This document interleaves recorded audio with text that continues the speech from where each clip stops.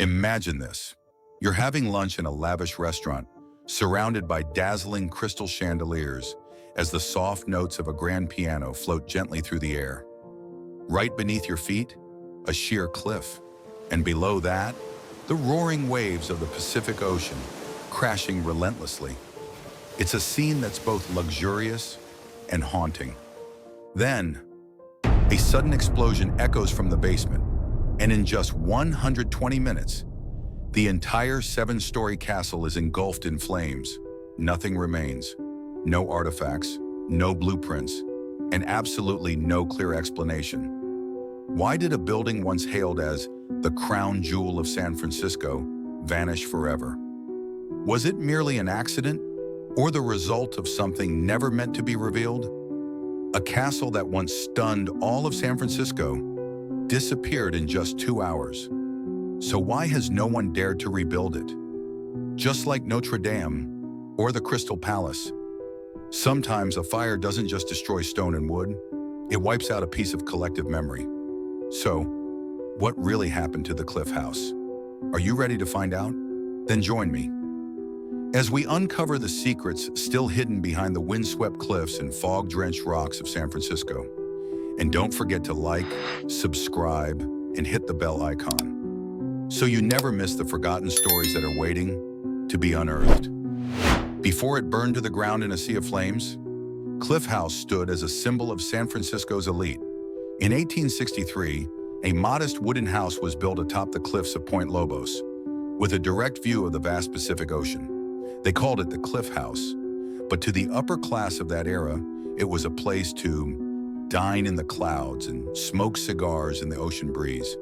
The Hearsts, the Stanfords, they'd arrive by horse-drawn carriage just to watch the sunset from the balcony. Just imagine it. Fine wine, piano music, and waves crashing below the cliffs. But the glow didn't last forever. By the 1880s, the air of sophistication gave way to chaos.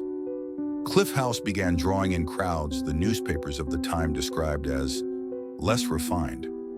Some claimed it was poor management and lack of standards that turned a once revered icon into a quiet disappointment.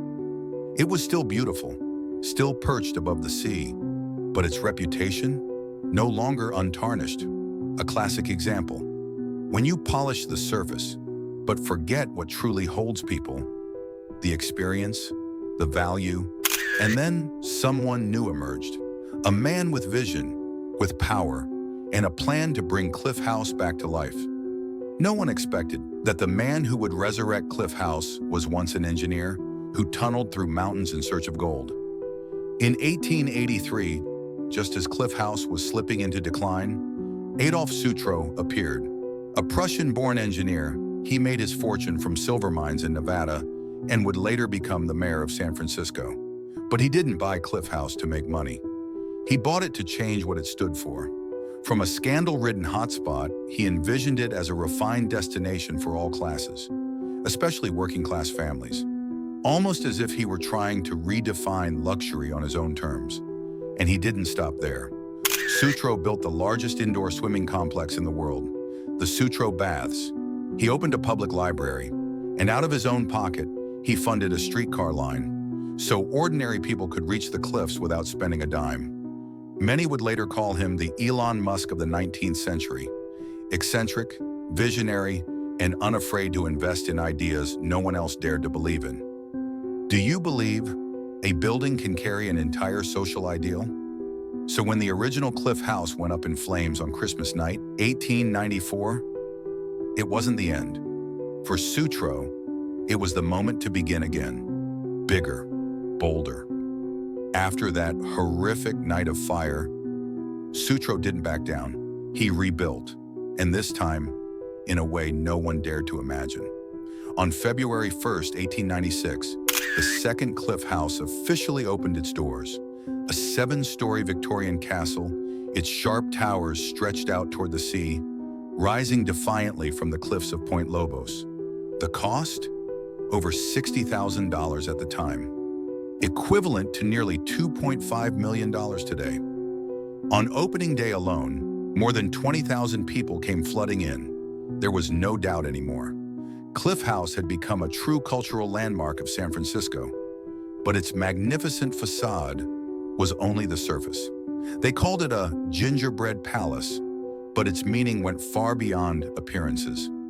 Designed by Emile Lemmy and C.J. Colley, the building echoed French castles with surreal, fairy tale-like architecture.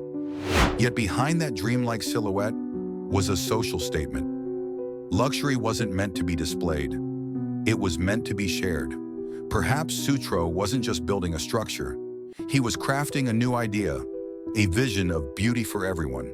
And inside that castle on the cliff lay a world far stranger than anyone expected. We're about to step inside, right now. On the outside, it was a castle, but inside, a bizarre museum disguised as a restaurant. The second Cliff House boasted 7 floors, 4 corner turrets, and a towering central spire. From afar, it looked like a royal fortress. The interior, electric lighting, an elevator, marble floors, and over 20 private dining rooms. An extraordinary feature for its time. It was something between the Ritz Hotel and a private museum. But what truly shocked people was Sutro's collection. He displayed everything he had ever gathered, from fine art to taxidermy. Many of the artifacts came from Woodward's Gardens, a legendary amusement park of the era. Maybe Sutro wasn't just building a place to dine. He was crafting a museum for the common people. So tell me, what would it feel like to step into a restaurant and feel as though you've wandered into an explorer's hidden treasure vault? Cliff House once left thousands in awe, but not everyone was a fan. From the very first day it opened, over 20,000 visitors poured in. An enormous figure for San Francisco at the time, it quickly became a landmark attraction, right alongside the famed Sutro baths. But behind the glamour simmered a wave of quiet criticism. And some of the harshest words came from the world of architecture. The 1907 article went so far as to call it ridiculous and out of harmony with nature.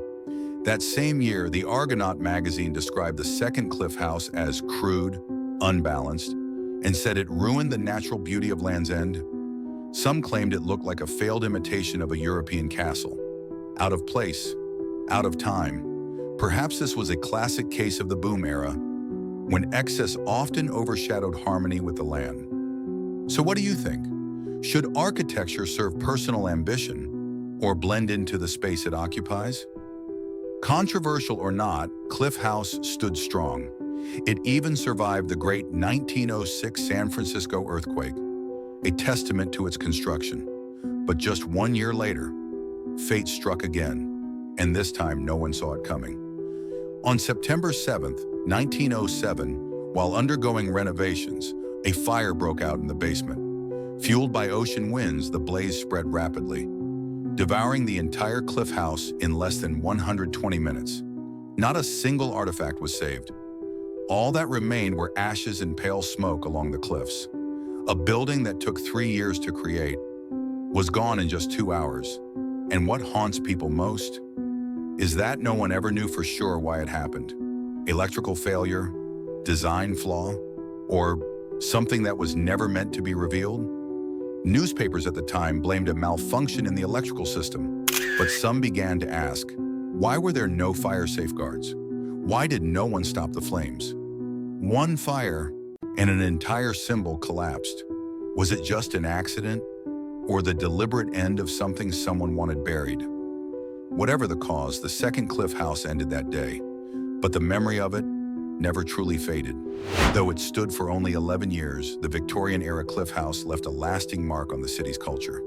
Its bold design, sweeping ocean views, and Sutro's ideal of luxury for all helped shape the way San Franciscans saw public architecture and entertainment. It wasn't just a building, it was a symbol of a San Francisco that dared to dream big.